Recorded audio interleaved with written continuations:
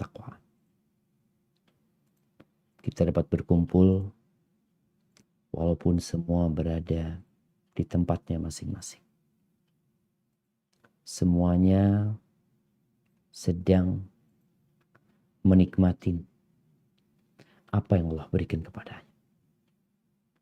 Tanpa harus bercapek-capek, berlelah-lelah, ternyata Allah membuka bagi kita pintu untuk belajar, pintu untuk menuntut ilmu sejak COVID-19 ini datang.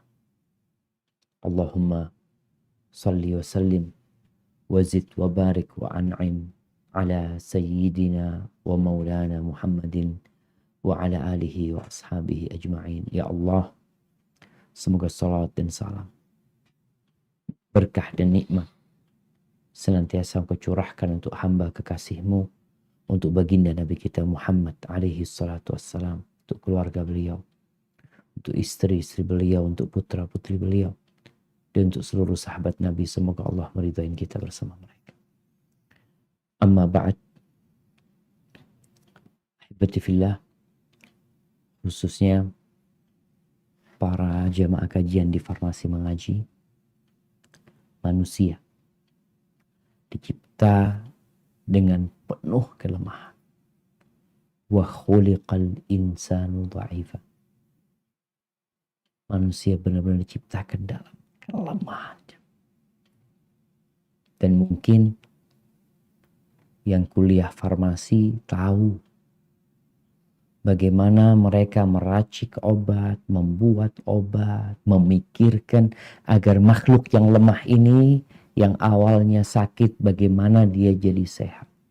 Yang sehat bagaimana supaya tidak sakit. Manusia diciptakan penuh dengan keterbatasan. Yang memiliki kekuatan tanpa batas, yang memiliki kemampuan tanpa limit adalah Allah Azza wa Jalla, Sang Pencipta. Dialah yang menerbitkan mentari dari timur dan menenggelamkannya di barat. Dialah Allah Jalla Jalaluh yang menciptakan virus-virus yang ada, dan dia pula yang menciptakan obat penangkalnya. Maka tidak ada cara, tidak ada jalan yang paling ampuh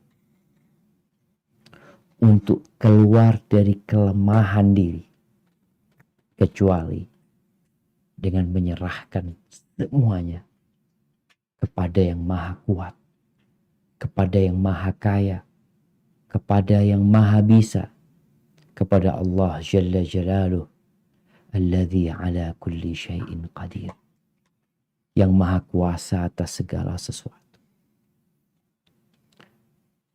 Di masa Nabi Musa alaihissalam ada seorang yang beriman yang menyembunyikan keimanan, yang dikenal mukmin ali Fir'aun, ya, kalau kita baca cerita, yang beriman dari keluarganya Fir'aun, tapi dia menyembunyikan keislaman. Namun pada akhirnya dia nggak mampu, dia nggak kuat melihat penentangan terhadap dakwah ini. Akhirnya dia mengajak kaumnya untuk beriman, menegur mereka atas kesalahan kaumnya menolak dakwah Nabi Musa alaihissalam. Tapi akhirnya kaumnya marah. Mereka hendak menimpakan bahaya kepada orang yang beriman ini. Apa kata orang ini? Melihat kondisi yang begitu mencekam, di mana masyarakat yang merupakan kerabatnya sendiri, keluarganya sendiri, ternyata mereka berbalik untuk membunuh dan menyakiti. Siapa yang tidak tahu dengan Fir'aun yang memiliki bala tentara yang begitu banyaknya? Siapa yang tidak kenal dengan Fir'aun yang begitu sadis dan beringas, menindas, membunuh bayi-bayi? Orang akan takut, akan khawatir. Apa kata orang ini? Allah ceritakan di surat Ghafir ayat 44, 45. Nah, silahkan dibaca.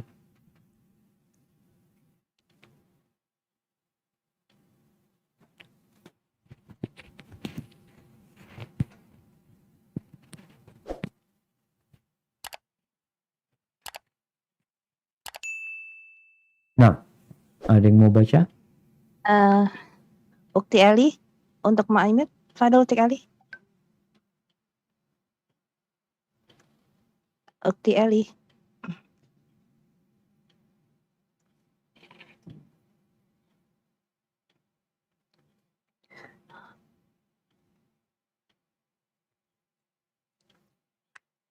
Afwan Ustaz, mungkin Ana bacakan saja Ustaz. Nah, tafadhal.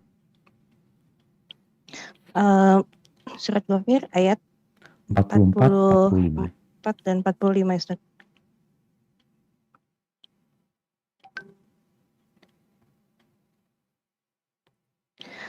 A'udzu billahi minasyaitonir rajim.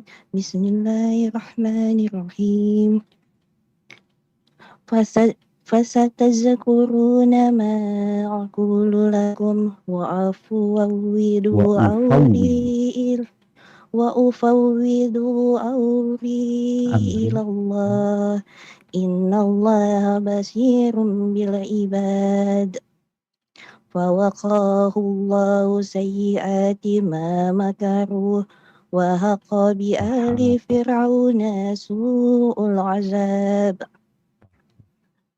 Kelak kamu akan ingat kepada apa yang kukatakan kepada kamu dan aku menyerahkan urusanku kepada Allah. Sesungguhnya Allah Maha melihat akan hamba-hambanya. Maka Allah memeliharanya dari kejahatan tipu daya mereka dan Fir'aun beserta kaumnya dikepung oleh azab yang amat buruk. Barakallahu fiik. Orang ini mengatakan wa ufawwidu amri ilallah. Dan aku serahkan urusanku semuanya kepada Allah.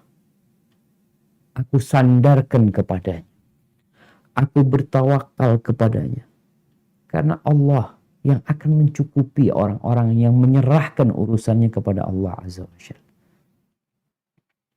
Jadi menyerahkan segalanya kepada Allah ini mungkin dalam bahasa Arab dikenal dengan at-tafwid. Wa ufawwidu amri ilallah. Yang di situ ada makna tawakal. Bahkan hakikat tawakal. Inti tawakal yang menyerahkan semuanya kepada Allah.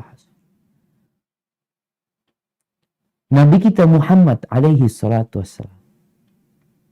Setiap malam. Tatkala beliau meletakkan tubuhnya di atas tempat tidurnya.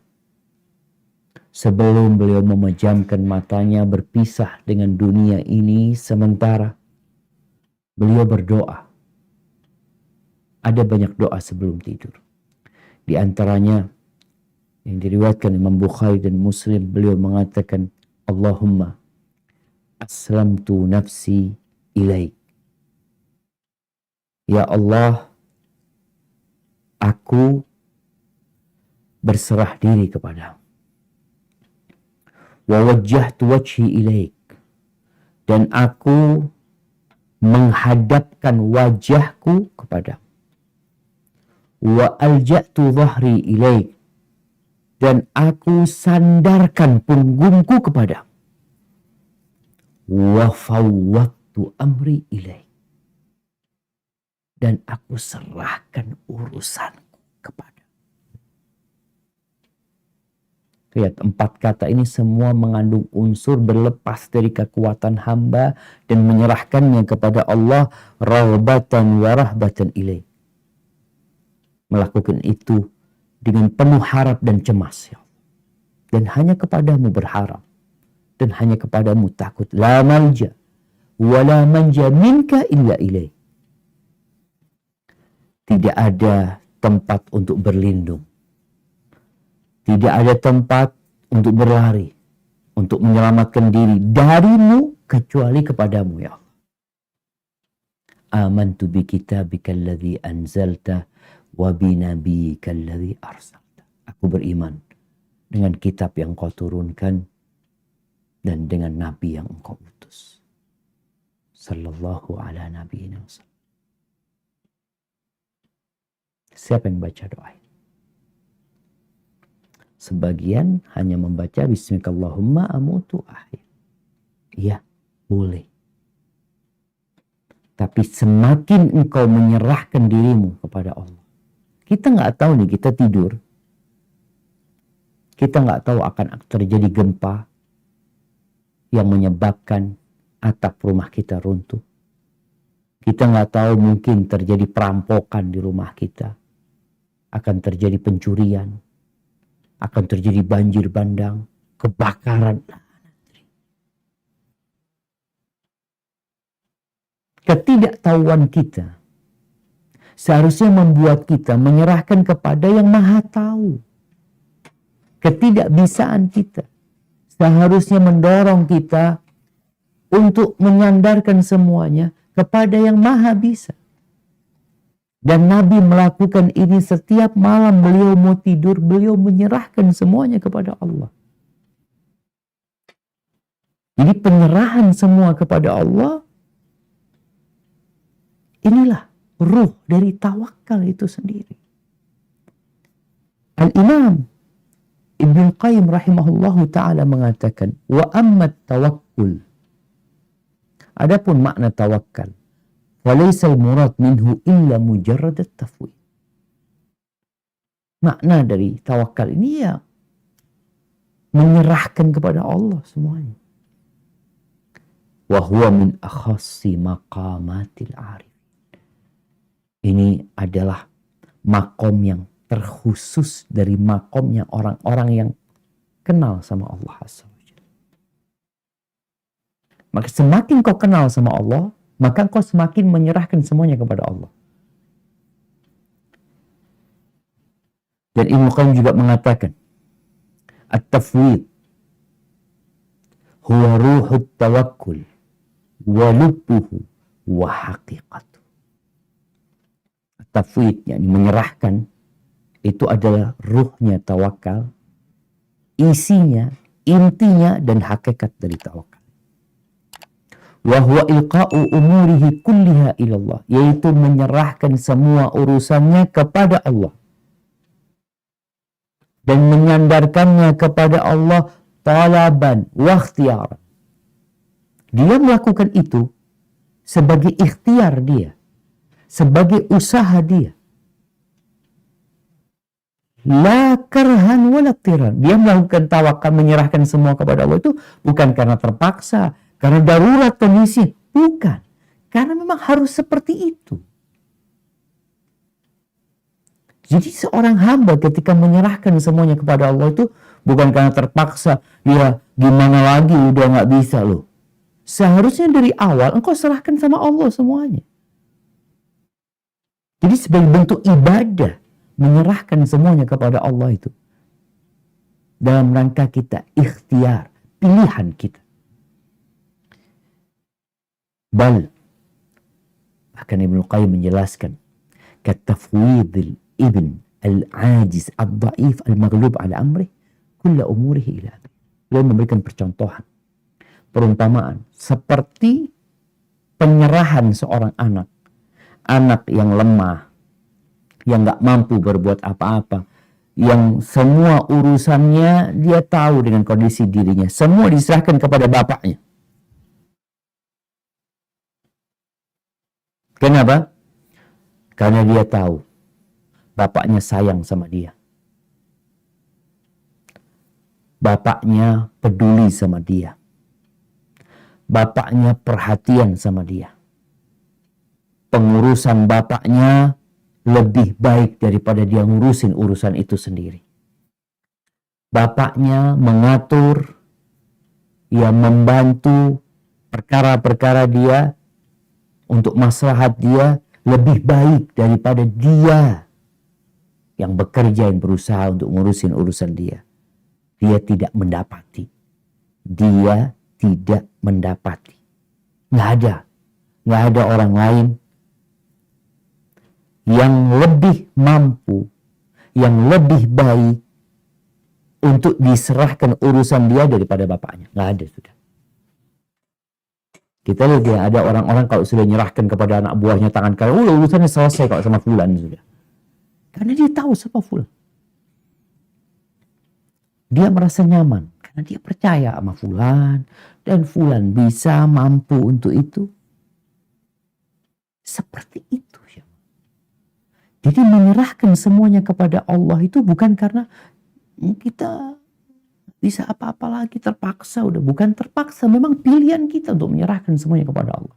Karena kita tahu dengan keterbatasan kita, semua usaha, semua upaya, semua ikhtiar, semua sebab yang kita jalani itu tidak bertentangan kita dengan menyerahkan semuanya kepada Allah.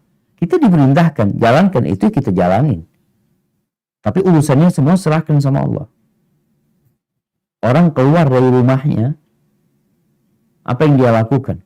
Dia naik motor, dia pakai helm, dia cek semua motornya, nyaman. Dia mengatakan Bismillah tawakkaltu ala Allah la haula wa la quwwata illa billah. Dia mengatakan dengan nama Allah, aku serahkan semuanya kepada Allah.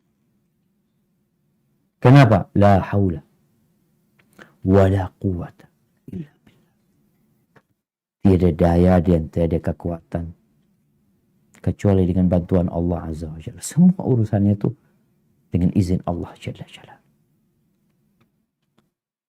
Sehingga tiap hari Nabi ngajarkan kepada kita doa untuk mengatakan Ya Hayyu, Ya Qayyum. Nih dibaca pagi dan petang. Ya Hayyu, Ya Qayyum birahmatika astaghith. Aslih li sya'ni kullahu wa la takilni ila nafsi tarfata ain. Wahai yang maha hidup, wahai yang maha ngurusin segala sesuatu, dengan rahmatmu aku minta tolong ya Allah. Dengan rahmatmu aku minta tolong. Perbaiki urusanku semuanya. Bukan cuma yang ini perbaiki ya Allah, yang itu biar aku sendiri yang ngurusin. Enggak. Ya kita tiap hari ngurusin urusan kita. Tapi hati kita semuanya berserah kepada Allah Jalla Jalaluh. Dia mengatakan aslih li sya'ni kullahu wa la takilni ila nafsi tarfata ain. Jangan engkau serahkan aku kepada diriku sendiri. Kejap mata. Jangan. Jangan ya Allah. Hamba melakukan tawakal, menyerahkan semuanya kepada Allah Azza wa Jalla karena dia tahu usaha tanpa bantuan Allah tidak akan jadi. Dan Nabi ngajarin ini kepada kita. Tawakal ini amalan hati. Amalan hati. Usaha, ikhtiar, sebab orang mencari rezeki, Ustaz, orang kepingin sehat, ya pakai masker lah. Iya. Itu usaha. Tawakal gimana letaknya di sini? Hati kita. Jadi, jangan ditabrakin antara tawakal dengan usaha. Tawakal itu amalan hati, usaha ini amalan raga kita kerjain. Tapi hati kita selalu bergantung kepada Allah Azza wa Jalla. Ahibati fillah. Menyerahkan semuanya kepada Allah itu merupakan inti dari keimanan. Kita beriman, ngakunya beriman. Orang beriman itu syaratnya ya nyerahkan semuanya kepada Allah. Allah berfirman di surat At-Taubah ayat 51. Ketika berbincang tentang musibah. Musibah datang tanpa kita undang. Kita tidak menginginkan ada musibah. Kita nggak ingin kena COVID. Emangnya tuh nakes, kalau mungkin para dokter, perawat dan yang lainnya, ketika ngobatin orang yang kena COVID, mereka ingin kena COVID. Enggak. Mereka nggak ingin kena COVID. Tapi terkadang perawatnya kena COVID. Beberapa polri itu tutup karena para perawatnya banyak yang positif. Mereka nggak ingin. Yang di luar sana pun, di luar rumah sakit, mereka nggak ingin kena COVID. Kalau dikatakan udah pakai masker, udah jaga jarak, ini itu, tapi kadangkala lupa buka masker ini itu. Kalau itu terjadi, apa yang kita lakukan? Serahkan sama Allah. Sebelum itu terjadi dan sesudah itu terjadi. Nah, tafadhol dibaca di At-Taubah ayat 51. Nah, Ustaz. A'udzu billahi minasyaitonir rajim. Qul lan yusibana illa ma kataballahu lana wa maulana wa 'alallahi falyatawakkalul mu'minun. Katakanlah Muhammad, tidak akan menimpa kami melainkan apa yang telah ditetapkan Allah bagi kami. Dialah pelindung kami dan hanya kepada Allah bertawakallah orang-orang yang beriman. Nah, tuh hanya kepada Allah bertawakal orang-orang beriman. Ada satu keyakinan di diri dia, di setiap mukmin itu ada keyakinan. Seperti yang Allah perintahkan kepada nabinya, lan yusibana illa ma kataballahu lana huwa maulana. Tidak akan menimpa kita kecuali sesuatu yang sudah Allah tetapkan buat kita. Dia tuh pelindung kita. Jadi tatkala musibah datang menimpamu, engkau tahu, oh udah ditakdirkan, udah ditetapkan. Allah tuh pelindung kita. Kita cari hikmahnya, kita bersabar menerima itu. Lalu Allah katakan, wa 'alallah faliyatawakkalul. Dan hanya kepada Allah lah orang-orang beriman bertawakal, hanya kepada Allah, bukan kepada yang lainnya. Bukan karena dia pakai masker, bukan karena dia sudah vaksin, ana sudah 2 kali, mau yang ketiga. Bukan karena itu. Tawakalnya bukan karena itu. Tawakalnya karena dia tahu yang dapat menyelamatkan aku dari penyakit hanya Allah Azza wa Jalla. Walaupun sudah vaksin. Makanya dokter-dokter, ya pemerintah kita menekankan kepada rakyatnya bahwa setelah vaksin pun bukan berarti kok aman dari yang vaksin pertama sama presiden, kalau nggak salah ada 1 orang positif.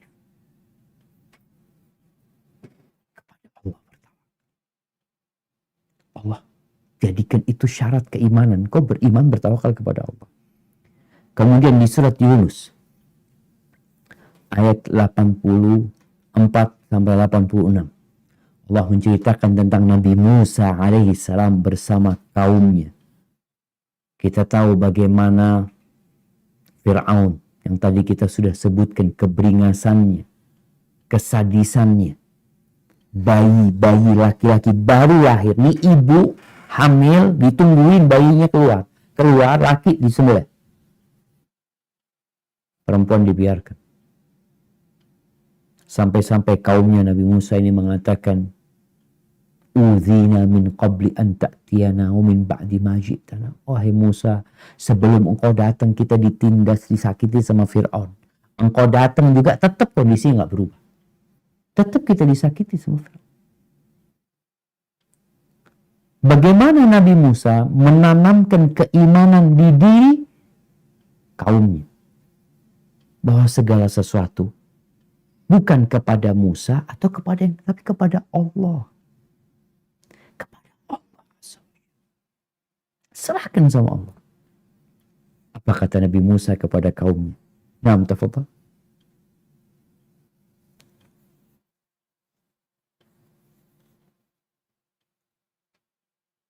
A'udzu billahi minasyaitonir rajim. Faqala Musa ya qaumi in kuntum amantum billahi wa alaihi tawakkalu in kuntum muslimin. فقالوا على الله توكلنا ربنا لا تجعلنا فتنة للقوم الظالمين ونجنا برحمتك من القوم الكافرين. Berkata Musa, hai kaumku, jika kamu beriman kepada Allah, maka bertawakallah kepadanya saja. Jika kamu benar-benar orang yang berserah diri. Lalu mereka berkata, kepada Allah lah kami bertawakal. Ya Tuhan kami, janganlah Engkau jadikan kami sasaran fitnah bagi kaum yang zalim. Dan selamatkanlah kami dengan rahmat Engkau dari tipu daya orang-orang yang kafir.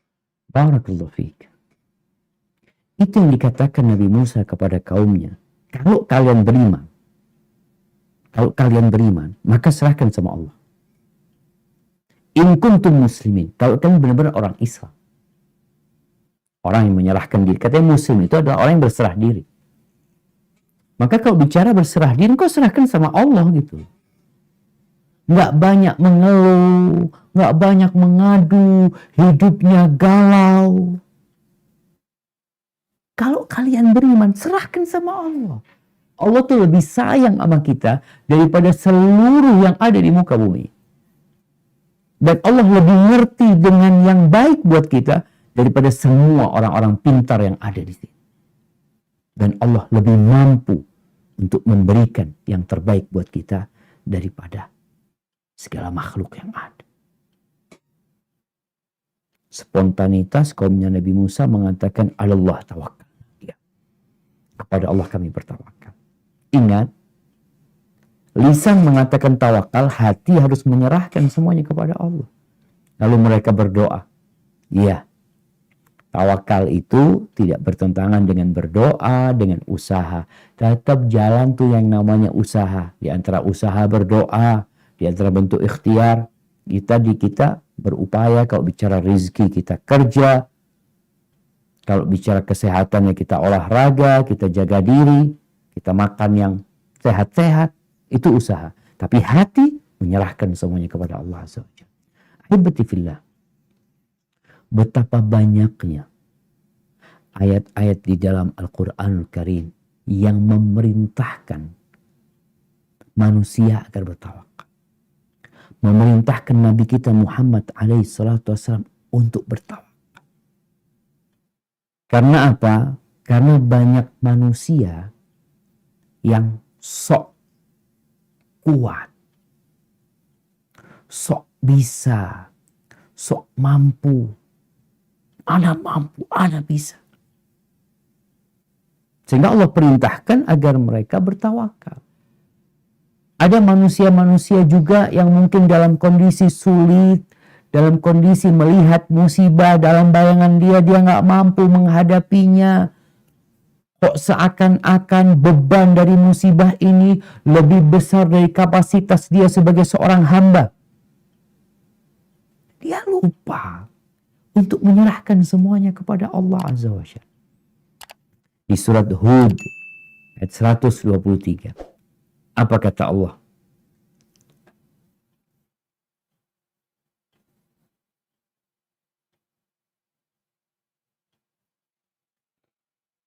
أعوذ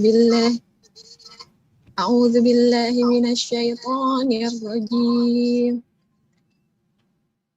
بسم الله الرحمن الرحيم. ولله غيب السماوات والأرض وإليه يرجع الأمر كله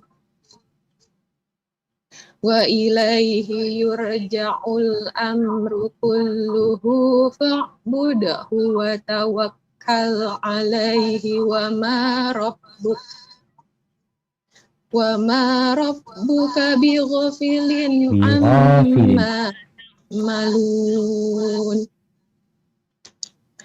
Dan kepunyaan Allah lah apa yang gaib di langit dan di bumi, dan kepadanya lah dikembalikan urusan-urusan semuanya.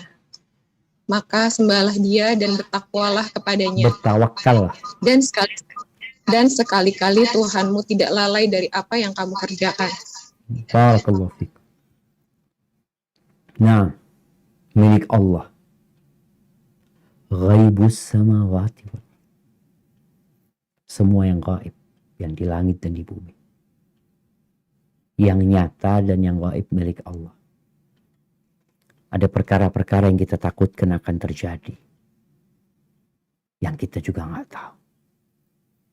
Itu milik Allah.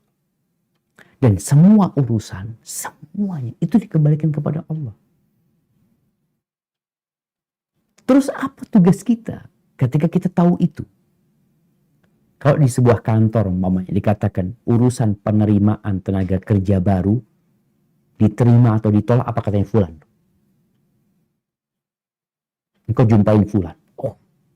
Ketika kita tahu itu, kita biasanya akan bersemangat untuk menjumpai fulan, untuk ketemu fulan, karena kita tahu semuanya ini apa katanya fulan. Maka Allah mengingatkan bahwa semuanya yang di dunia ini dan di akhirat nanti apa kata Allah. Allah katakan tidak. Tidak akan ada yang bisa merubah keputusan Allah Azza wa Jalla. Allah katakan iya, ada orang menolak, nggak bisa. La mu'aqqiba li hukmi. Nggak ada. Terus apa kata Allah? Fa'budhu. Sembahlah dia.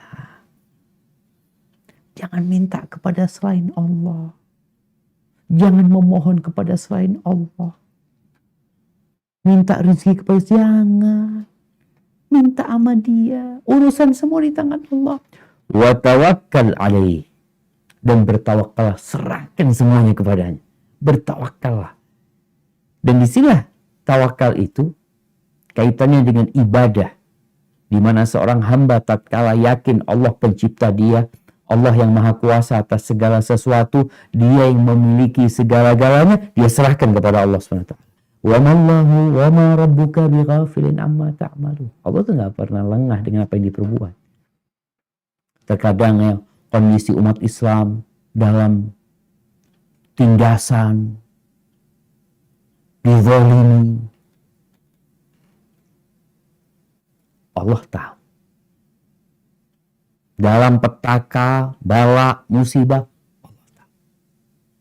Allah bisa angkat, Allah bisa angkat. Allah pernah tenggelamkan dunia ini. Allah pernah tenggelamkan. Di masa Nabi Nuh alaihissalam. Tenggelam dunia. Allah kalau cuma mau menenggelamkan Indonesia, cuma Indonesia. Dunia pernah ditenggelam. Maka hendaklah kita menyerahkan semuanya kepada Allah. Kemudian kalau kita baca surat Al-Furqan ayat 58, wa tawakkal 'alal hayyil ladzi la yamut. Bertawakallah kepada yang hidup dan tidak mati. Serahkan sama dia.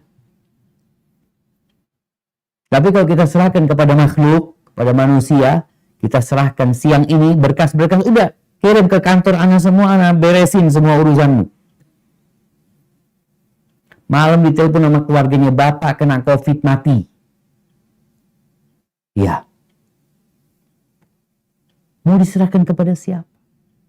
Serahkan kepada Al-Hayyil ladzi la yamut. Kepada Allah yang hidup dan tidak mati. Serahkan kepada dia. Di Asy-Syu'ara ayat 217 Allah mengatakan wa tawakkal 'alal 'azizir rahim. Bertawakallah kepada Al-Aziz yang maha perkasa dan maha penyayang. Allahu Akbar. Dia perkasa, tapi dia penyayang. Dia maha kuasa, tapi dia maha pengasih. Jadi kalau mau bertawakal, kalau mau menyerahkan itu, serahkan kepada yang punya segala nama yang indah dan sifat-sifat yang mulia. Kalau kita bertawakal, kita serahkan semuanya kepada Allah.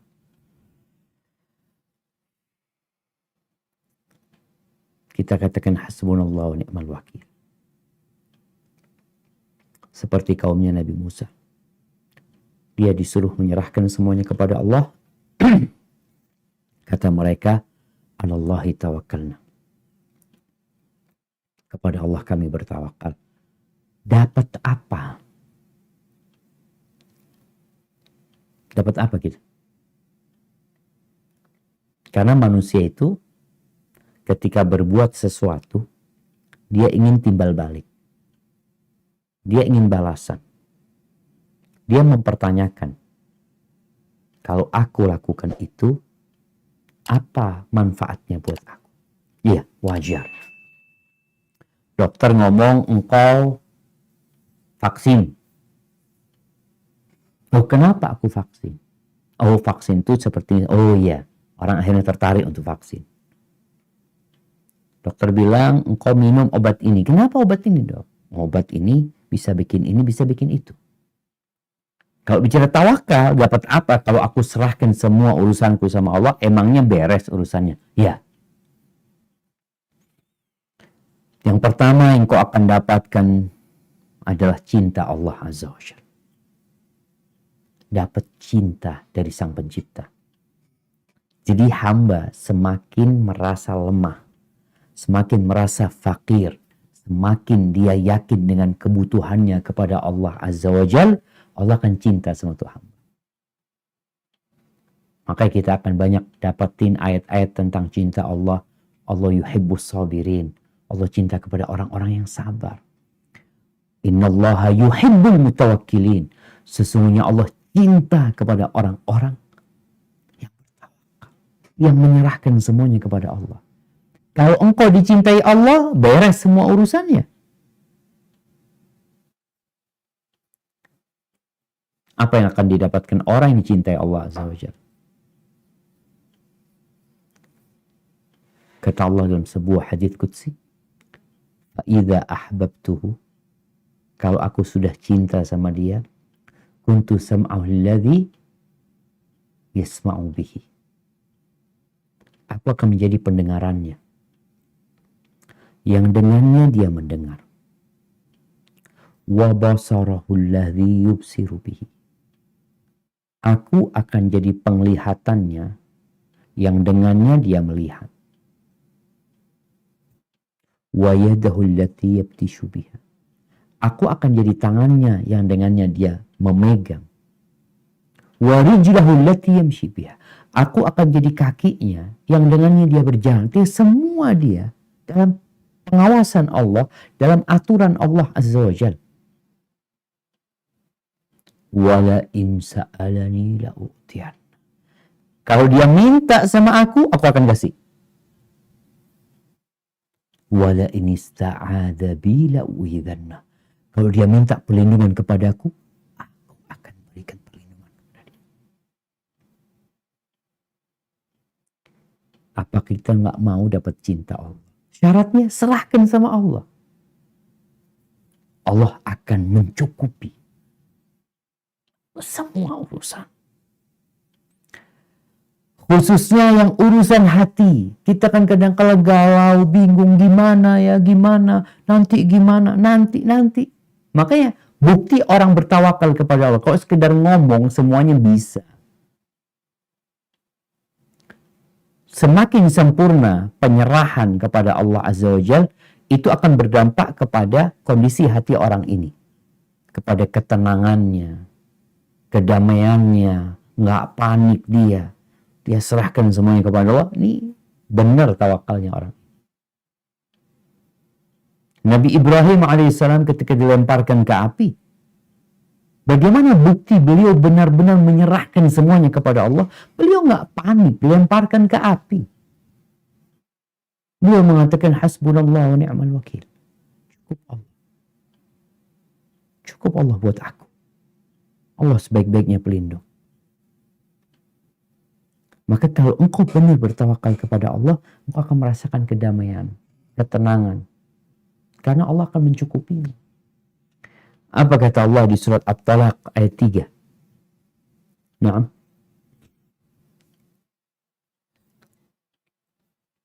A'udzu billahi minasyaitonir rajim. Bismillahirrahmanirrahim. Wa yarzuquhu min haitsu la yahtasib. Wa may yatawakkal 'alallahi fa huwa hasbuh. Innallaha balighu amrih. qad ja'alallahu likulli syai'in qadra. Dan dia memberinya rezeki dari arah yang tidak disangka-sangkanya. Dan barang siapa bertawakal kepada Allah, niscaya Allah akan mencukupkan keperluannya. Sesungguhnya Allah melaksanakan urusannya. Sungguh Allah telah mengadakan ketentuan bagi setiap sesuatu. Barakallahu fikum. Udah selain sama Allah, Allah akan cukupin. Ini ayat berada di surat perceraian, surat At-Talaq. Kita tahu dampak dari perceraian. Dampak secara psikologi, dampak secara sosial, secara ekonomi. Ada banyak sisi negatif dari perceraian, tapi terkadang harus terjadi perceraian. Karena kalau dipertahankan, akan lebih negatif lagi nanti. Maka perpisahan. Maka Allah katakan, وَمَنْ يَتَّقِ اللَّهَ يَجْعَلْ لَهُ مَخْرَجًا. Yang bertakwa kepada Allah, Allah akan kasih solusi. وَيَرْزُقْهُ مِنْ حَيْثُ لَا يَحْتَسِبْ. Allah akan kasih rezeki dari arah yang tidak disangka-sangka. Dan yang bertawakal kepada Allah, artinya dia menyerahkan semuanya kepada Allah, فَهُوَ حَسْبُهُ. Allah akan mencukupi urusannya. Dicukupi urusannya. Kalau sudah dicukupi, masa masih bingung gitu? Kalau ada orang yang diajak sama kawannya, yuk kita berangkat umroh. Semua tiketmu, ya, baju umrohnya, makanan, semua kebutuhan udah ditanggung sama anak. Bagaimana bahagianya orang ini? Bagaimana gembiranya dia? Kan udah ditanggung. Yakin kalau sama orang itu? Ya gimana nggak yakin? Dia fulusnya banyak. Dan dia nggak pernah bohong loh. Aman orangnya, Masya Allah. Gimana kalau Allah menjamin itu? Allah mengatakan, وَمَنْ يَتَوَكَّلْ عَلَى اللَّهِ فَهُوَ حَسْبُهُ. Barang siapa bertawakal kepada Allah, maka Allah akan mencukupinya. Terus masih bingung? Nggak akan bingung. Seharusnya kalau benar-benar dia bertawakal. Urusannya selesai kalau sama Allah SWT. Kemudian, orang yang bertawakal kepada Allah ini akan Allah selamatkan dari setan. Kita tahu setan itu musuh kita. Setan itu berusaha untuk menguasai kita, mengatur kita, karena dia ingin memiliki kawan sebanyak-banyaknya di neraka sana. Orang kalau sedang sulit, sedang susah, setan berpikir gimana orang ini bisa depresi, bisa putus asa, bisa bunuh diri. Bagaimana dia juga bisa menyalahkan Allah Azza wa Jalla. Karena ada orang-orang yang tertimpa musibah, kemudian apa sih dosaku? Lalu dia merasa Allah tuh nggak sayang sama dia. Atau Allah tuh telah menzalimi dirinya. Na'udzubillah min dzalik. Tapi orang yang bertawakal sama Allah, maka apapun yang terjadi, Allah akan jagain dia dari godaan setan. Karena hatinya bergantung sama Allah Azza wa Jalla. Dan Allah sebutkan di surat An-Nahl ayat 99, bagaimana setan itu tidak punya kuasa untuk menyesatkan, untuk menggodain siapa? Orang-orang yang beriman dan bertawakal kepada Allah Azza wa Jalla. Apa kata Allah di surat An-Nahl ayat 99? A'udzu billahi minasyaitonir rajim. Innahu laisa lahu sultanun 'alal ladzina amanu wa 'ala rabbihim yatawakkalun. Sesungguhnya syaitan itu tidak ada kekuasaannya atas orang-orang yang beriman dan bertawakal kepada Tuhannya. Allahu Akbar. Allah disebutin. Setan nggak bisa menguasai orang yang beriman dan bertawakal, nggak bisa. Karena dia telah bergantung kepada pencipta.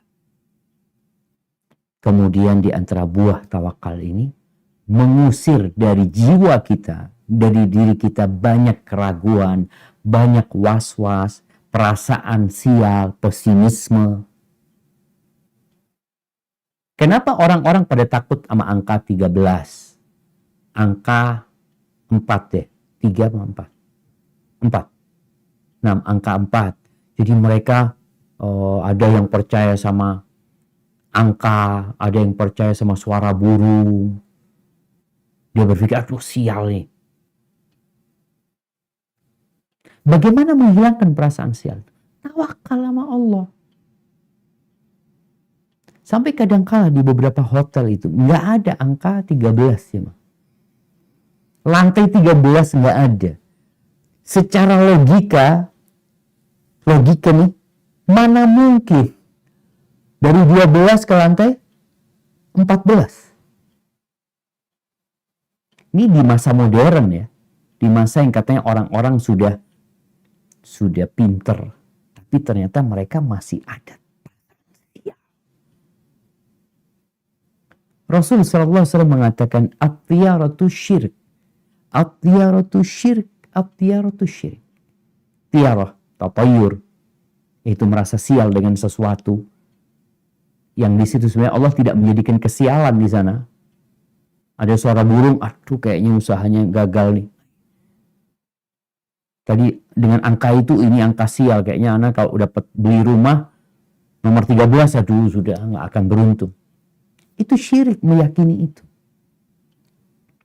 Lalu beliau mengatakan, wa ma minna illa.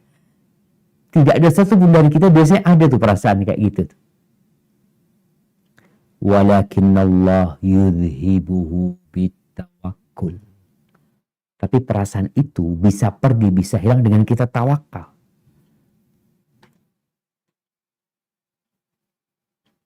Ketika engkau mendapatkan sesuatu yang mungkin menurut orang sial, engkau katakan hasbunallah wa ni'mal wakil. Hilang tadi keraguan itu jamaah. Dan Allah akan cukupin kita. Kemudian tawakal ini merupakan benteng yang sangat kuat. Perisai yang sangat tangguh dalam menghadapi kezaliman orang-orang yang zalim. Dalam menghadapi kejahatan orang-orang yang jahat. Dalam menghadapi konspirasi, makar, yang mungkin kita berpikir ada orang-orang yang punya niat jahat sama kita. Ada orang-orang yang punya niat jahat sama umat Islam. Iya, ada. Bagaimana kita menghadapinya? Serahkan sama Allah. Di surat Ali Imran ayat 173, 174. Allah menceritakan bagaimana tatkala orang-orang musyrikin. Cerita ini bisa jadi ketika perang Uhud. Ketika umat Islam kalah. Akhirnya orang musyrikin pulang. Tapi mereka balik lagi. Mau menghabisi umat Islam. Atau ketika perang Ahzab. Tatkala orang-orang musyrikin. Dengan 10.000 tentara gabungan. Dari orang-orang Quraisy. Dari Ghatafan. Dari orang-orang Yahudi. Mereka datang untuk menghabisi kota Madinah. Apa yang terjadi dengan Nabi dan para sahabat? Allah ceritakan hal ini di Ali Imran 173, 174. Silakan dibaca.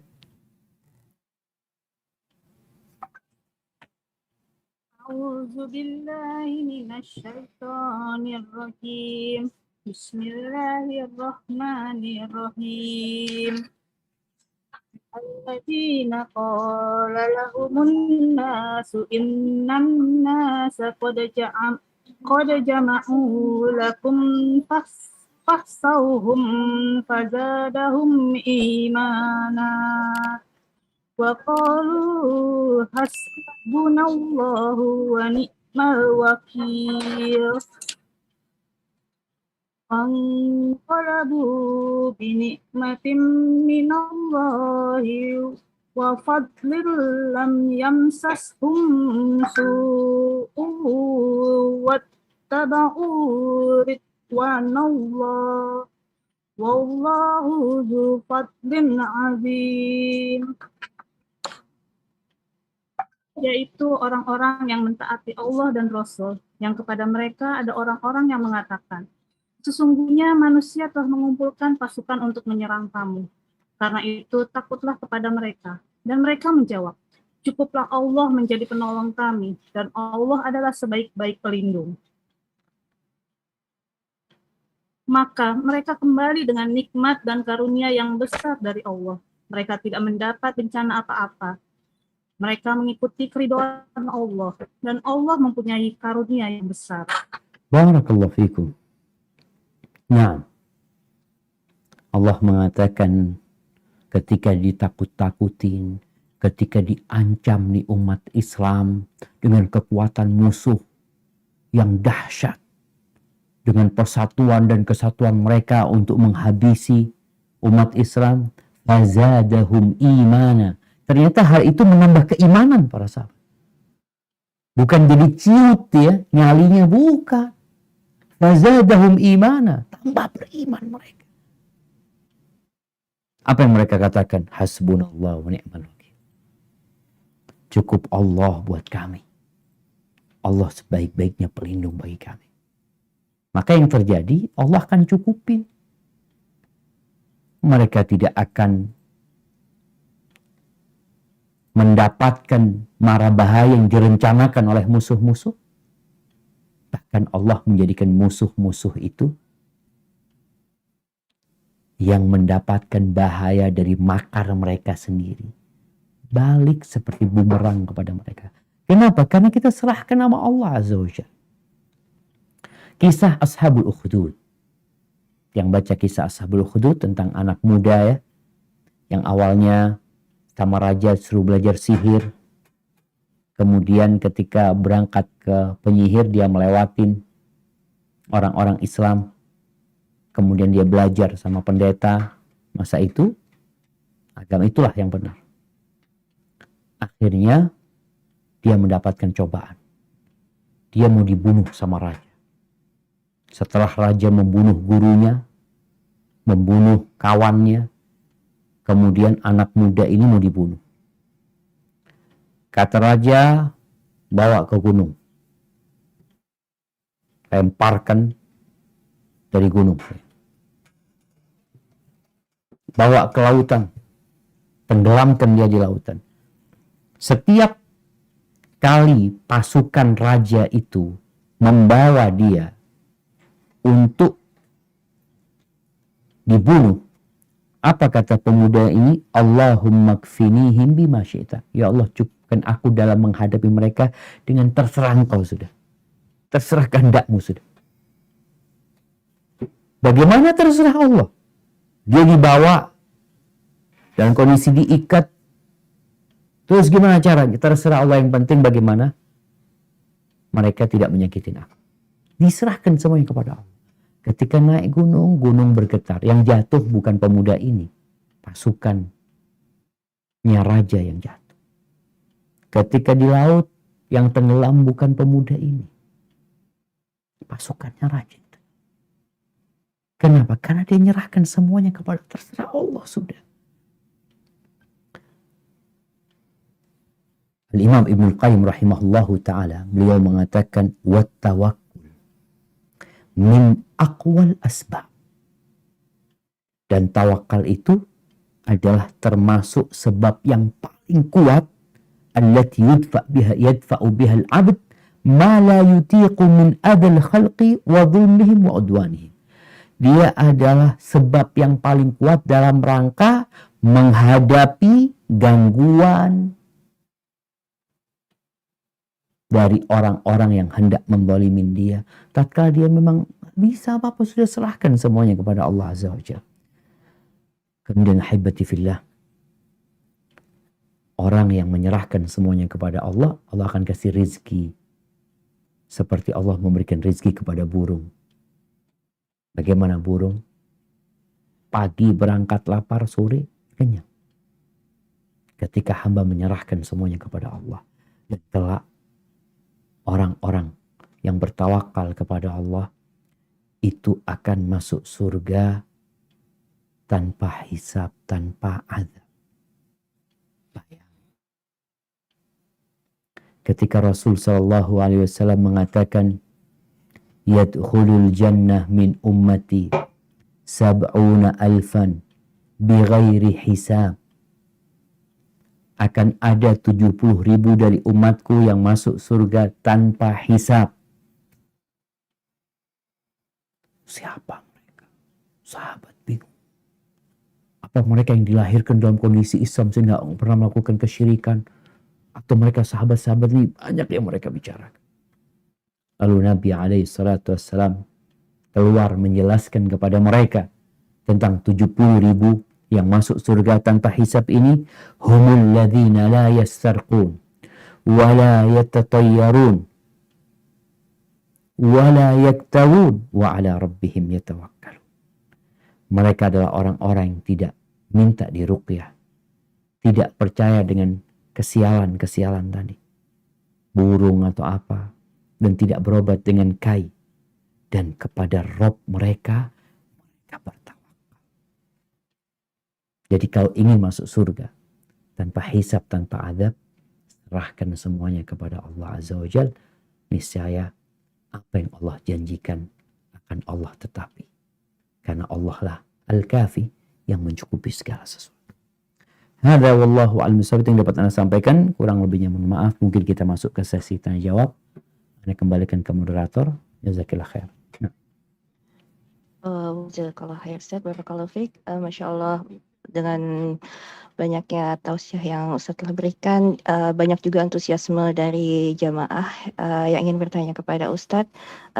Sekali lagi Akhwan, ini adalah kajian untuk Akhwat. Mungkin bagi Ikhwan yang masih ada di dalam room chat Zoom mungkin bisa mengikuti melalui stasiun-stasiun, mungkin juga SRB channel, ataupun juga mungkin kajian media sunnah yang ikut merelay. Ada Sapa Muslim, Global Muskat, Niaga TV, Rabani TV, Ahwan.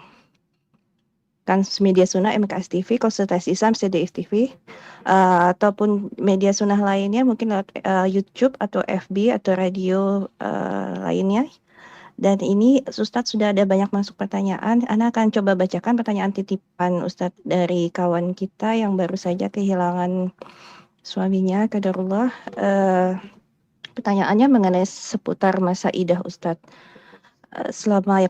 Pertanyaannya pertama adalah selama masa idah kan tidak boleh keluar. Apakah ada batasannya? Misalnya boleh nggak kalau untuk ke teras saja nyiram tanaman, buka pintu, terima paket, atau boleh keluar pagar untuk beli sayuran atau beli roti? Seputar itu Ustadz pertanyaannya. Lalu juga masih seputar masa idah. Masa idahnya berakhir sekitar bulan Desember. Saya minta izin ke atasan untuk work from home berakhir. Maka saya mengajukan tetap work from home sampai Desember, tapi tidak diizinkan karena di undang-undang tidak ada aturan tentang masa idah. Jadi beliau ini bekerja di rumah sakit, maksudnya untuk pendekatan ke atasan tidak diizinkan, dan semoga peraturan perusahaan tetap work from home. Jadi gimana Ustadz melalui kegalauannya ini, semoga bisa Masya Allah, barakallahu fiik. Iya. Ya, hibati fillah. Bicara masa iddah ya. Bagaimana Allah Azza wa Jal menetapkan walladzina yatawaffawna minkum, bagi orang-orang yang ditinggal mati oleh suaminya, mereka yatarabbasna bi anfusihinna arba'ata ashhurin wa 'ashra. Mereka menunggu selama 4 bulan 10 hari.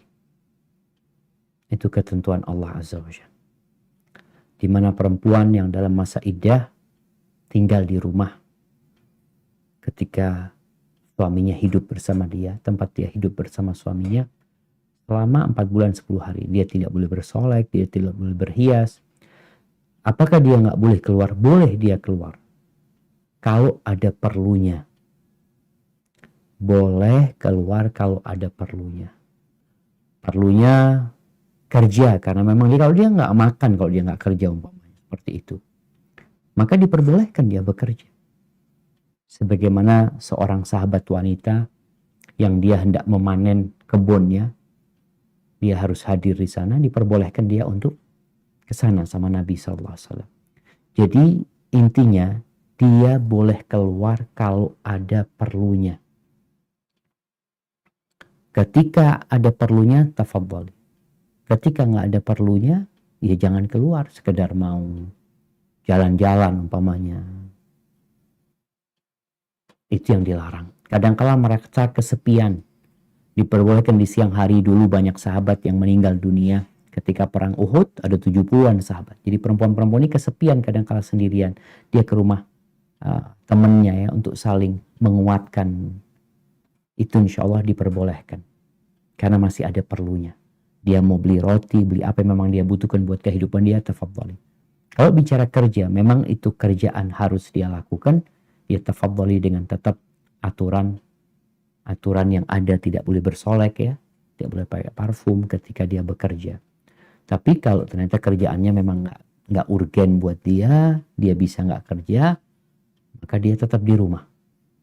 Jadi keperluanlah yang menjadi batasan boleh dan tidaknya perempuan keluar rumah ketika dalam masa iddah ditinggal mati oleh suaminya.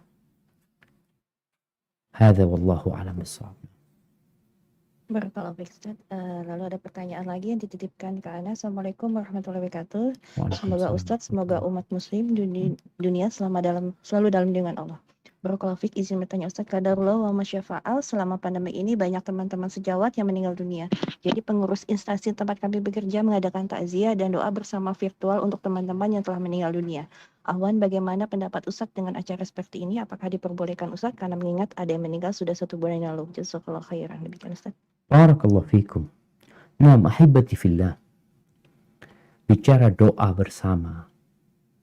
Sesekali Rasul SAW berdoa untuk para sahabatnya. Dan para sahabatnya mengaminkan doa Nabi SAW. Tapi itu bukan sesuatu rutinitas yang dikerjakan kecuali pada momentum seperti khutbah Jumat ya. Untuk saudara-saudara kita yang meninggal dunia. Kita tuh peduli.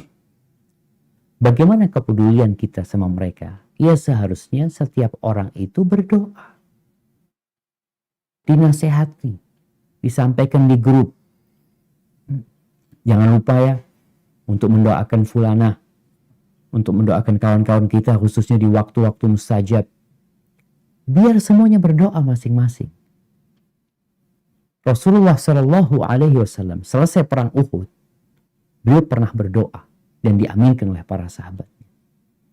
Beliau juga sering datang ke kuburan orang-orang yang meninggal di Uhud, mengucapkan salam kepada mereka dan mendoakan mereka. Tapi memang tidak diorganisir ya untuk bareng-bareng berdoa. Jadi yang lebih baik adalah saling mengingatkan untuk mendoakan kerabat kita, kawan kita, teman sejawat kita yang meninggal dunia, khususnya di waktu-waktu yang mustajab. Hadza wallahu a'lam. Barakallahu fiik, Ustaz. Tafadhali, mungkin ada yang ingin membacakan pertanyaan dari jamaah Zoom. Tafadhali untuk co-host, Ana persilakan.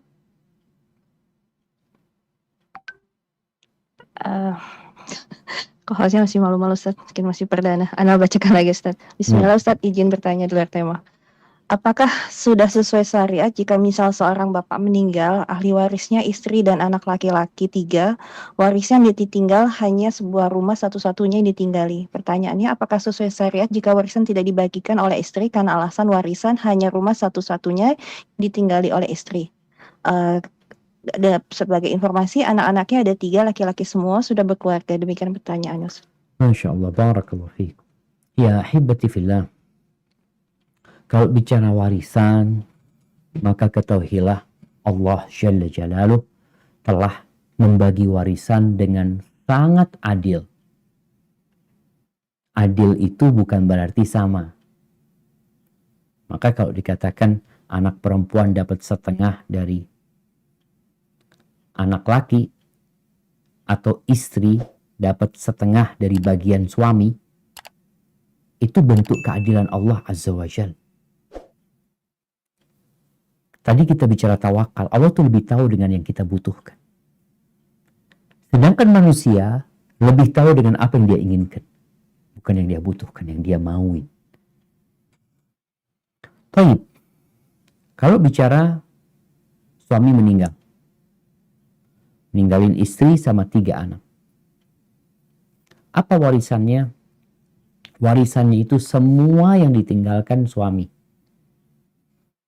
Ada pakaian. Kadang-kala kita tuh berpikir warisan itu ya hanya yang besar-besar. Enggak, yang kecil-kecil tuh warisan juga. Mimma qalla minhu aw kathur. Yang besar, yang dikit. Itu warisan. Bicara warisan, ahli warisnya istri sama 3 anak. Bagaimana kalau sang istri tidak mau ibunya anak-anak nih? Tidak mau dijual, dia harus pamitan sama anak-anaknya. Karena di situ ada milik 3 anak. Kalau 3 anak mengizinkan, silahkan. Tapi kalau 3 anak mereka juga butuh, mereka juga punya keluarga yang harus dipenuhi, mungkin sebagian punya utang yang harus dilunasin. Maka sang ibu tidak punya hak untuk menahan. Tidak punya hak, kan haknya mereka. Mereka punya hak di situ. Tapi sebagai bentuk kebaktian ya anak bagaimana berbakti sama ibunya. Tapi kalau bicara hak, maka ibu perlu minta izin sama anak-anaknya. Ya Ustaz, terus gimana? Istri tinggal di mana? Kalau itu dijual. Ada jutaan manusia di muka bumi ini tinggal di rumah kontrakan. Ada jutaan manusia. Jadi bukan alasan untuk menguasai rumah tersebut. Karena bisa rumah itu dijual. Anak-anak kan punya kewajiban memberikan nafkah kepada ibunya.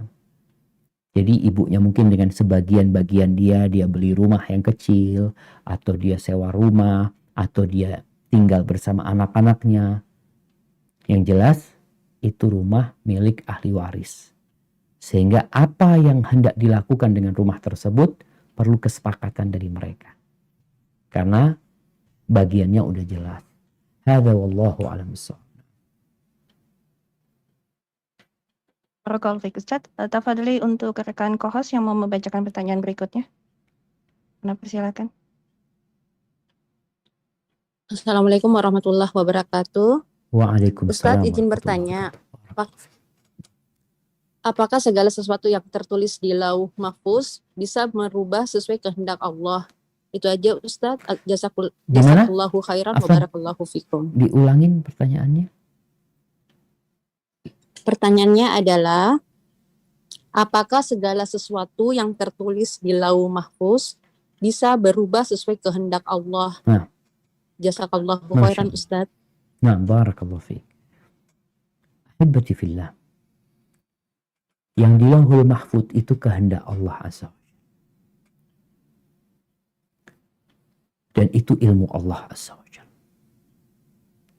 Awal yang Allah ciptakan itu adalah pena. Jadi kalau mau mengkaji tentang beriman dengan takdir Allah Azza wa Jalla,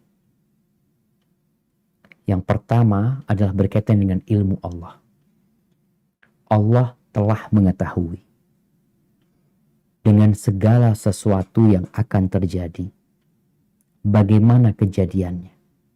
Sehingga Allah sudah tahu siapa di antara kita yang bakal masuk surga dan siapa yang bakal masuk neraka. Allah sudah tahu, itu ilmu Allah. Ini kekuasaan Allah Azza wa Jalla. Bukan Allah memaksa, bukan. Allah tahu. Jadi perlu dibedakan antara Allah mengetahui dan Allah memaksa orang itu untuk berbuat. Tidak. Allah mengetahui. Setelah itu ditulis. Allah perintahkan kepada pena untuk menulis. Menulis apa? Menulis segala sesuatu yang bakal terjadi. Yang dari ilmu Allah tadi, disuruh nulis segala sesuatu yang bakal terjadi. Maka ditulis. Kemudian nanti tinggal masanya. Waktu kejadian kapan, di situ ada masyiatullah. Ada kehendak Allah, kemudian ada penciptaan sesuatu itu untuk terjadi. Jadi kalau bicara apakah Allah dapat merubah yang di Lauhul Mahfuz ya? Kalau Allah semua kehendaknya Allah Azza wa Jalla. doa itu termasuk yang dapat merubah takdir. Di mana kata Nabi Shallallahu Alaihi Wasallam, la yaruddul qadha illa doa. Tidak ada yang dapat merubah takdir itu kecuali doa. Dan doa ini pun masuk takdir Allah Azza wa Jalla. Jadi Allah semua yang menakdirkannya. Jadi Allah mampu berbuat apa saja.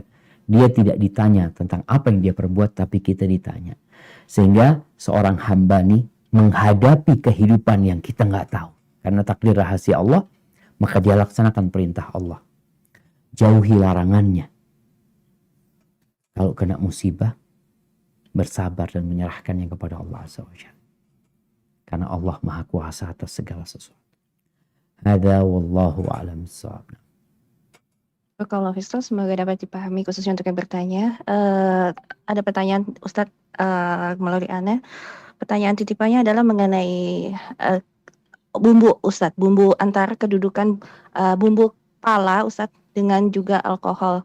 Mungkin sebagian Ustadz menyampaikan bahwa pala sedikit banyak itu bisa hukumnya haram, dan juga begitu juga alkohol diharamkan karena dua-duanya sama-sama memabukkan, Ustadz. Kalau tidak salah kami tangkap ya Ustadz ya.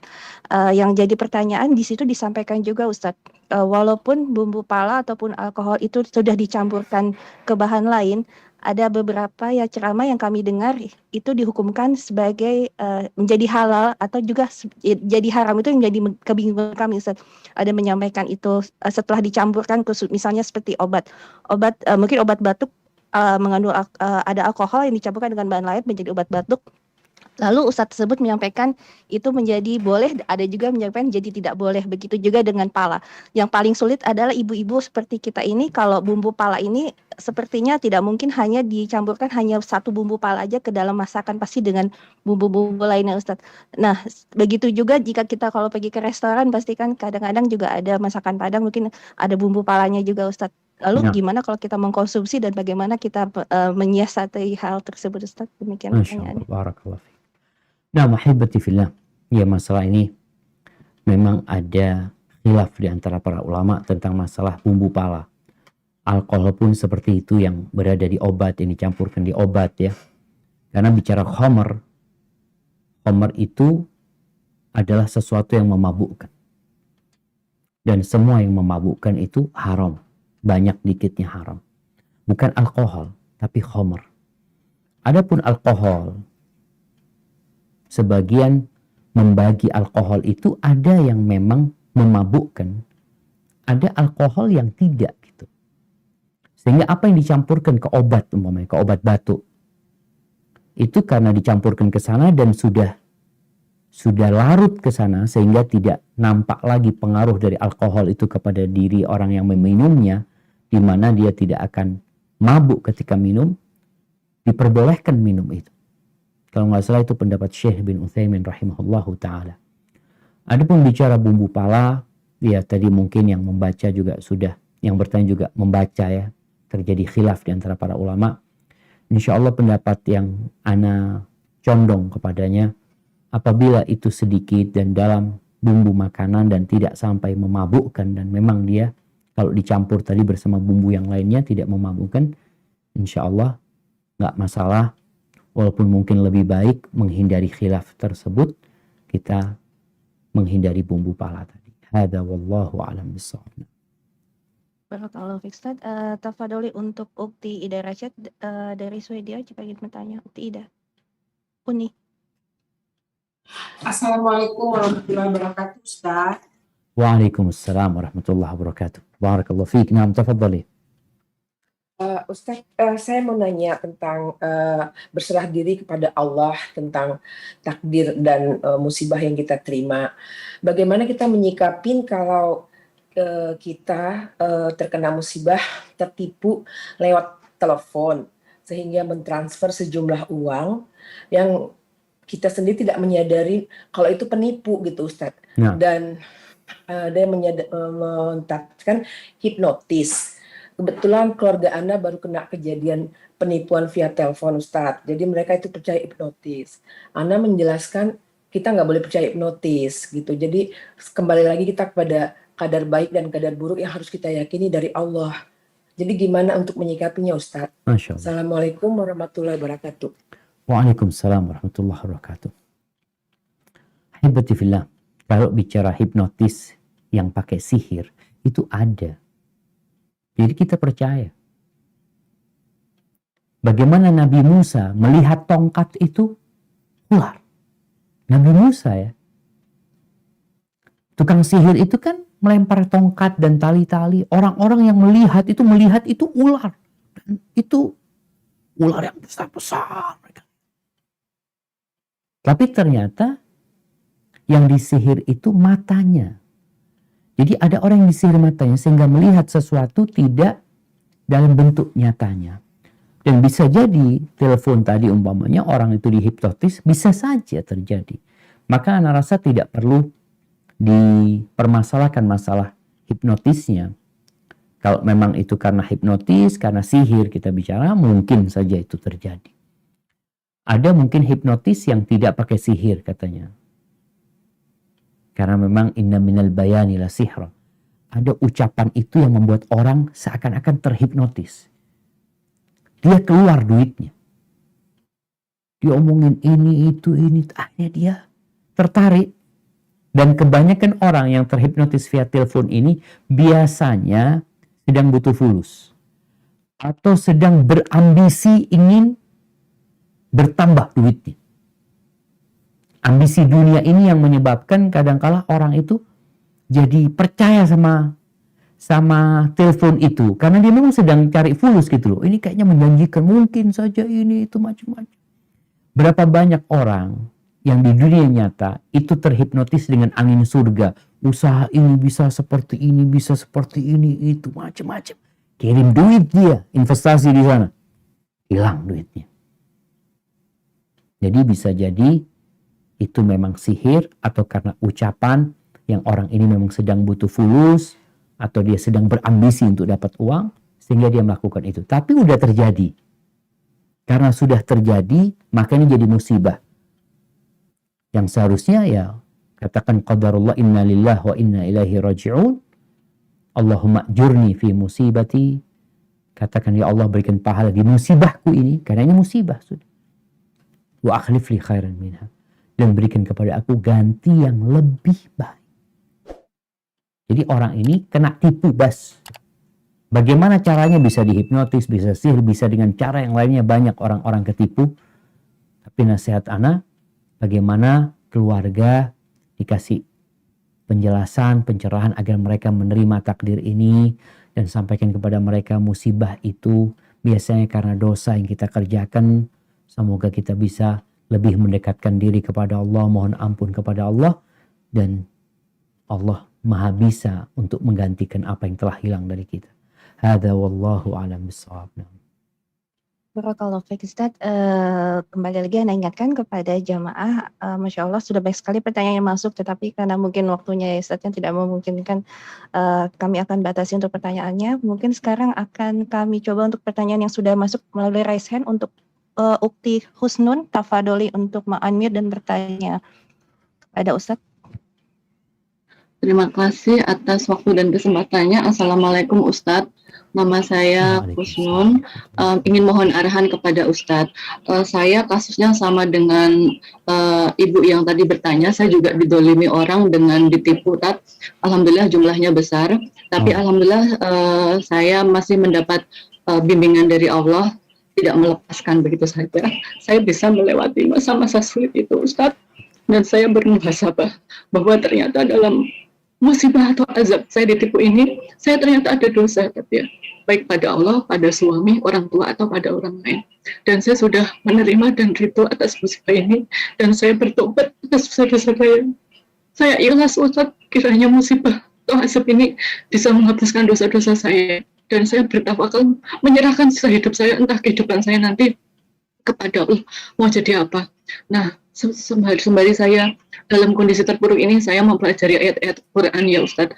Saya membaca di surat An-Nur itu yang kurang lebih artinya, hendaklah mereka memaafkan dan berlapang dada. Apakah kamu tidak suka bahwa Allah mengampuni kamu? Itu sangat mengena ke saya. Saya merasa dosa-dosa saya besar. Ustadz ya. Di sisi lain, dengan ayat ini saya ingin Allah mengampuni, memaafkan dosa-dosa saya.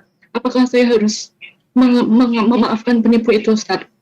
Saya dalam hal ini tidak melaporkan ke polisi karena mohon maaf ada aib di sini, jadi saya takut ini tidak dilaporkan karena akan berefek besar kepada keluarga dan juga yang lainnya ya, tapi ya. Jadi ini saya bawa sendiri.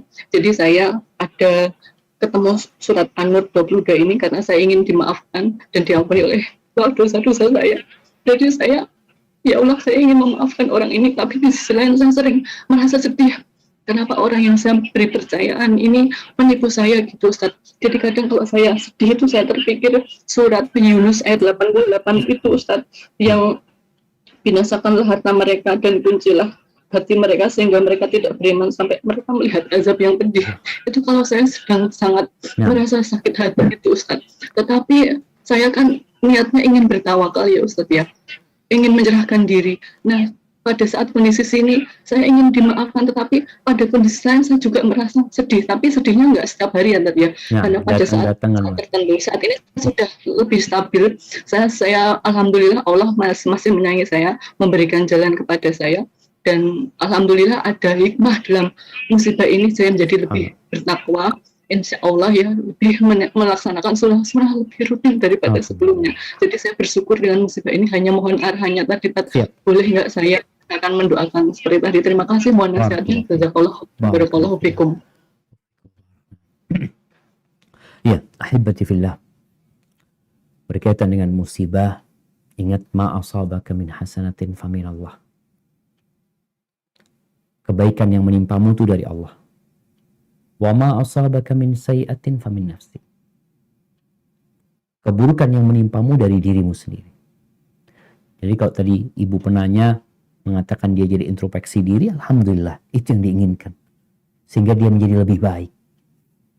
Kalau bicara musibah uang, mungkin ibu berpikir banyak sekali yang menyebabkan ibu terpuruk. Tapi bayangin, semua uang itu yang hilang dibandingkan dengan nikmat dua mata kita bisa melihat. Maukah kita dijadikan buta dan uang itu kembali?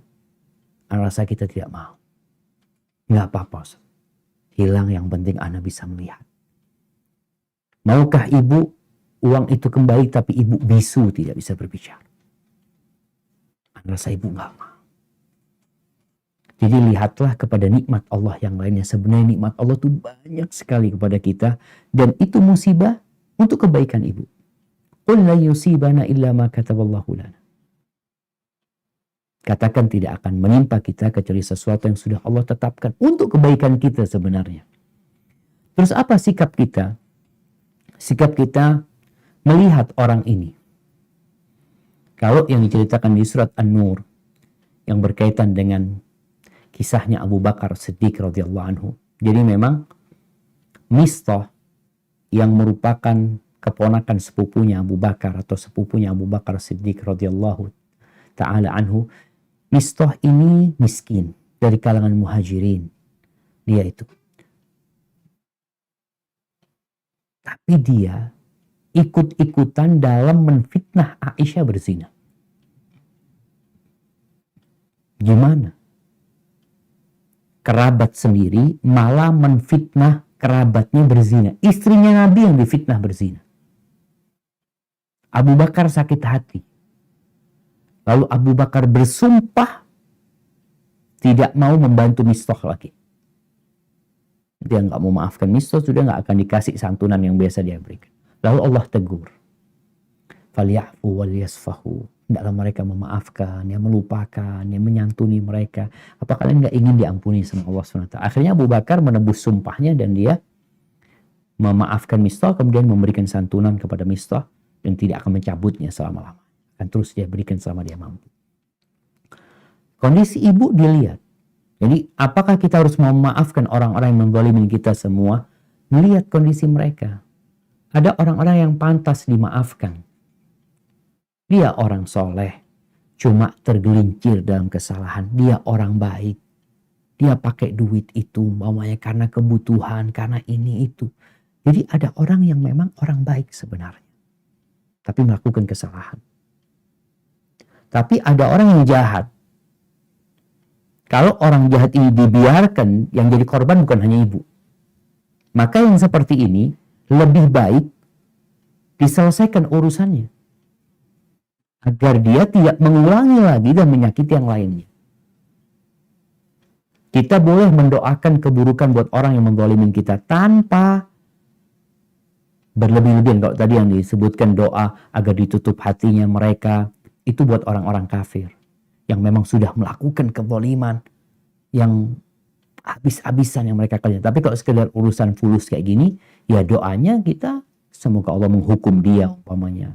Kalau dia menggolimin kita, itu nggak ada masalah. Jangan sampai berlebih-lebihan. Jadi kondisi ibu lihat apakah orang ini termasuk orang soleh yang tergelincir dalam sebuah kesalahan atau memang nih orang bermasalah. Maka lebih baik menyelamatkan orang lain dan memberikan pelajaran kepada dia dengan tidak memaafkan, dengan menuntut dia supaya dianya bertobat, supaya dia tidak menyakiti orang lain lagi. Hadza wallahu a'lam bishawab. Barakallahu fiik, Ustaz. Dengan sisa waktu yang tersisa sekarang, apa masih memungkinkan untuk 3 pertanyaan ke depan, Ustaz? Kayaknya 2 Atau lebih? pertanyaan. Nah, Iya. Barakallahu fiik, Ustaz. Ahwan, tafadhali untuk host yang membacakan pertanyaan yang sudah masuk untuk unmute. Bismillahirrahmanirrahim. Assalamualaikum Ahwat Ustaz. waalaikumsalam Saya ingin bertanya, warahmatullahi wabarakatuh. bagaimana cara usaha seorang akhwat untuk ikhtiara dalam urusan jodoh? Apa cukup untuk bertawakal berdoa meski diizinkan seorang akhwat meminta seseorang yang soleh untuk menjadi imamnya? Namun takut atau boleh berkenalan via online? Dan bagaimana seharusnya cara berpikir kita untuk memanage hati kita tentang ikhtiar dan tawakal? Jazakallah khair. Masya Allah, barakallahu fiik. Ya hibbati fillah. Berkaitan dengan cara akhwat untuk mendapatkan jodoh dia, apakah cukup bertawakal? Ingat, tawakal itu harus. Bukan cukup, itu harus tawakal. Tawakal itu artinya beriman kepada Allah, yakin sama Allah, kemudian menyerahkan semuanya kepada Allah. Kalau ikhtiar, tadi udah disebutin, tawakal ini amalan hati, ikhtiar ini usaha kita. Usaha kita silahkan berusaha semampu kita. Kalau bicara si akhwat berkenalan via online, ya wallahu a'lam bishawab, apakah dia akan kenal sama orang-orang baik. Jadi hendaklah pihak keluarganya yang berusaha untuk mencarikan, atau di akhwat menawarkan dirinya kepada orang-orang soleh lewat perempuan lain. Sebagaimana Khadijah radhiyallahu taala anha menawarkan dirinya lewat Nusaibah, sahabatnya Khadijah. Mungkin kau bisa dengan cara seperti itu. Jadi lewat kawan perempuanmu, lewat kakakmu, lewat kerabatmu yang mungkin dia punya kenalan orang-orang soleh, mungkin ada yang mau menikah, sehingga itu akan lebih baik. Bukan dia yang menawarkan diri ya. Walaupun sebenarnya kalau dia mau menawarkan diri kepada orang soleh pun umpamanya, ya kalau benar-benar dia itu orang soleh nggak ada masalah gitu. Kalau engkau mau menikah, aku siap untuk dinikahin ya. Seperti itu. Tapi lebih baik mungkin lewat pihak keluarganya. Hadza wallahu a'lam bishawab. Barakallahu fiik, Ustaz. Sekarang menjadi pertanyaan yang terakhir, mungkin Ana persilakan untuk yang sudah raise hand, Ukti Rizky, untuk meng-unmute dan bertanya kepada Ustaz. Apa dari Ukti Rizky? Unmute.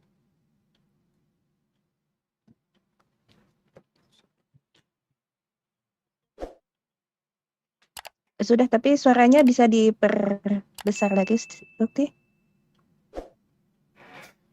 Assalamualaikum warahmatullahi wabarakatuh, Ustaz. Waalaikumsalam warahmatullahi wabarakatuh. Sebelumnya, jazakumullah khair atas kesempatan yang telah diberikan. Afwan, izin bertanya 2 hal ya, Ustaz.